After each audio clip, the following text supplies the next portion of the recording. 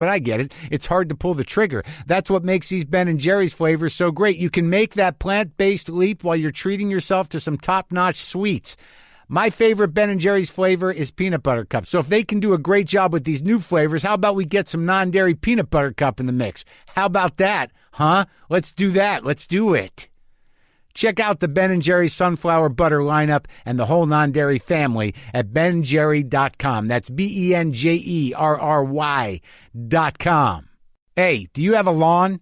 I do. And you know what? Lawns can be pretty bad. If you're not treating them well, they start to look like crap really fast. But on the flip side, a lot of people just waste a lot of water trying to make their lawns look good. And that's a problem, right? Yeah.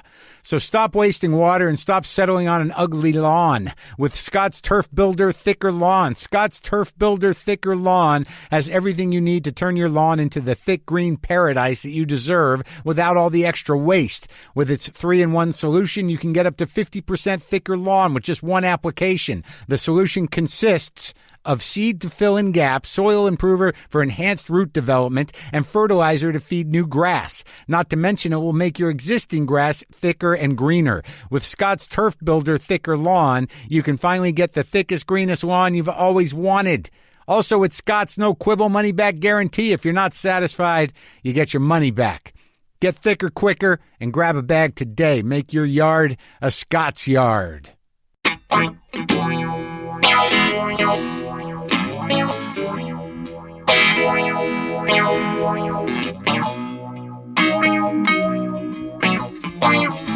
Certainly now is the time to talk. Yeah, it's not a time to be silent. Have you been going out into the world? Have you been doing any street activism, or mostly just talking from wherever you can, where you are? Both, a combination of both. What's it like out there on the streets? I've not been able to go out there. Well, in addition to, dealing with police brutality, dealing with the murdering of my people at the hands of police, we've also been dealing with COVID-19. Right.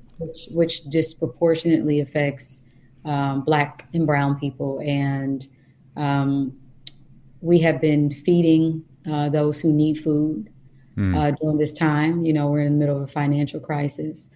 But being here in LA and watching the National Guard, like riding down the street and, the day they came with these big tanks, like we were in Afghanistan or, we were in some war zone, it just felt like an alternate universe. It was very scary. It was intimidating.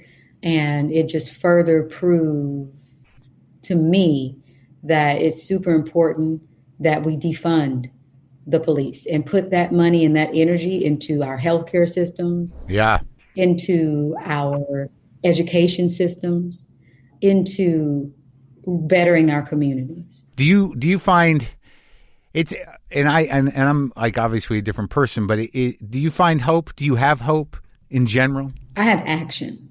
Right. Like action is my love language. Yeah. I think that it's going to take some real work and conversation had in the white community. Yeah. I think that until I see the level of conversations around chattel slavery, around mass incarceration, around systemic racism, and the systems that have negatively affected my people done by the ancestors of white people and how they're going to dismantle that, then I won't be hopeful. Until I see money put back into our communities around how we can rebuild our communities. When we tried to do it in Tulsa, Oklahoma, the police, the KKK, everyone burned it down. Until I see money put into our communities, I don't have hope. All we have is action. Action. That's my love language. If you want me to be hopeful, I need to see that level of action and participation. Yes, I need to see that level of action and participation. Now, when you are you doing, I guess the question is because a lot of the stuff you've done previous in recording and also in acting, but mostly in the recording, it seems like, part of, you were creating a universe, a metaphor of, to sort of represent disenfranchisement and to represent race. But is that time over now? Do you find that you have time to be creative? Is there a way for you to be creative outside of just specific, activist action? I'm focused on being a better citizen. Mm-hmm. And I think art can meet citizenship, is a part of humanity, can uplift, can inspire, can encourage, comfort during these times. But I think my energy is spent in creative ways of building with my community, and how I can how I can use the privilege that I have as an artist, as someone who, has conversations with corporations and conversations with those who are more privileged than even myself. How can I advocate for them in those spaces? How can I use that leverage, use my proximity to finances to feed my people? How can we get creative, in ways of organizing? Yeah. That's where I'm using my weight these days. Sure. I have been DJing though on a personal level. I've been like trying to DJ. I've been Yeah. to stay sane, but I wish that my work wasn't as relevant as it is. I mean, I think work that I've done almost a decade ago from my previous albums. These are songs that I'm still performing. These are songs that still ring true to our times. And I wish that wasn't the case. I wish that we were not, in a space where we have to scream Black Lives Matter, that we have to be excited about, on a federal level, they're not gonna discriminate against in workspaces, the LGBTQIA plus communities.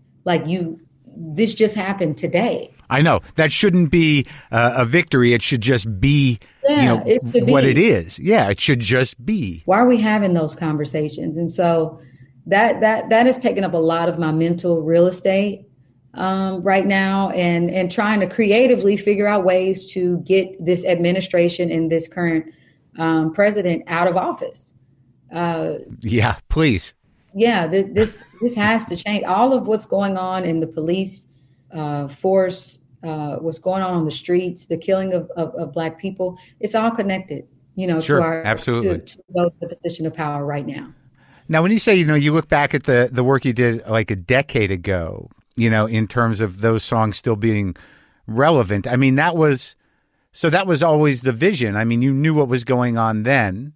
And you're sad that we haven't moved past that, but doesn't it make you at least satisfied on some level that those songs still are relevant and that they can still mean something to people? Sure. If they can comfort, if they can be a reminder of how much work we need to do and how far we have not come, then yes, then so be it. And when you were starting out, when you were starting to put together your vision, I mean, who were the artists that most guided the way? Stevie Wonder. Yeah. For sure. Uh-huh. Prince, for sure. And you got to work with him, right? A lot. I did. Yeah, I've worked with both of them in different ways. I did. Oh, yeah? What'd you do with Stevie? I have performed on stage with him quite a few times. And he was on my last album. He has an interlude called Stevie's Dream on Dirty Computer. And with Prince was on my second album, The Electric Lady. And, both of them are mentors and just family. When you think about mentors like that, I mean, what was it like? You grew up in Kansas City? Kansas City, Kansas. And I can't even, I don't even know what Kansas is like. Ooh, it's like a lot of things. Uh-huh. I mean, do you ever go back? Do you have people there still? I do. My grandmother had 12 kids, and she migrated from Aberdeen, Mississippi to Kansas City, Kansas. And my mom was the baby of those kids. And I have over 50. No, I have not over. I have exactly 50 first cousins. Oh, so my God. A very large family. Yeah. We still talk and we're close. And I go back like maybe once or twice a year to visit. But yeah, it's not like the Wizard of Oz. for sure. No, I know that. But yeah, there's a lot of things that are affecting Black people in that community, and I hope to continue to work with organizers there and foundations and organizations to help better Kansas. Sure. When you were so how many kids in your family? How many siblings do I have? Yeah. I have two. Yeah. I have two sisters. Younger, older? I'm the oldest. Do they work with you? No, they have completely different lives. Oh, that's probably nice. Very but community oriented. I come from, my parents were essential workers, and we all come from that. So they're working on the community and advocating for our community in different ways. Yeah, and how did you get started in, finding your sort of talents? I mean, when you were a kid, how did it start for you that you knew you wanted to sing or present yourself that way? Kids know they may not be able to articulate it. Yeah. Because our vocabulary is constantly developing. But kids know who they are, who they're attracted to, what they want to do very early on. And I think what keeps that dream or that purpose alive is the people around you. Sure. They can either discourage you or they can inspire you. They can be the wind under your wings. Yeah. And I fortunately was born into a family that really was the wind underneath my wings. They made me feel like I could do anything when it came to music, when it came to acting. They were at every talent showcase. They were in the living rooms, egging me on when I wanted to sing a song or had a song in my heart. Like when I was busting out singing songs in church. And get escorted to the children's church. Yeah. I didn't get whooped. They laughed with me about it, Yeah. So I think that a lot of who I am, I owe to my family. There just seems to be something like you mix a lot of different styles, and it's kind of amazing, the theatrics of it, but psychedelic, funk, soul, and then there's sort of an almost Broadway feeling to things. There's the time travel element, alter egos. It's just I guess I'm trying to find out, when you were a kid, what was the first portal to this world that you were going to invent for yourself? Did you like musicals? What made you sort of find a doorway into this alternate universe? I did. I love musicals. Because I am from Kansas. I did watch The Wizard of Oz. Right. Julie Garland was such a cinema hero to me because she sang and she acted. I also used to read a lot of books. I used to read the Goosebumps series, and photosynthesis inspired a lot of photosynthesis. Yes, the concept of plants. Yeah, that feed on the sun. That feed on the sun. And I remember writing early on a short story around plants and aliens working together to snatch humans. Like the plants would be spying on in the living rooms, or they were in the living rooms or kitchens or bedrooms. They would spy on human life, and they would be in connection with the aliens. And then they took everybody except for me for some odd reason, because I should have been the first to want to go, because I love artificial intelligence and I love the concept of the unknown and aliens and all of that. And so I think it was just my love of the unknown, watching Alfred Hitchcock with my grandmother when she used to babysit me. We used to watch The Twilight Zone a lot. I was always in love with science fiction, and I dreamt of my world consisting of being able to explore those themes in science fiction and be able to sing and write original music. And that was just something that I loved doing, at an early age. Right. So it was just a fun thing. Yeah. It kind of freed fun until the business That's right. side of it comes. Yeah. Everything is fun. Everything is so beautiful and free, and until, you start getting non-creatives involved.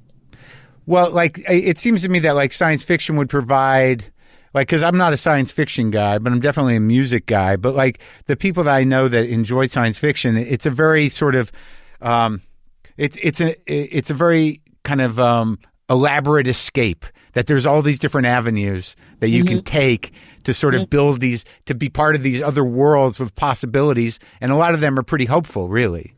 Yeah, of course. I mean, I think what I'm attracted to is possibility.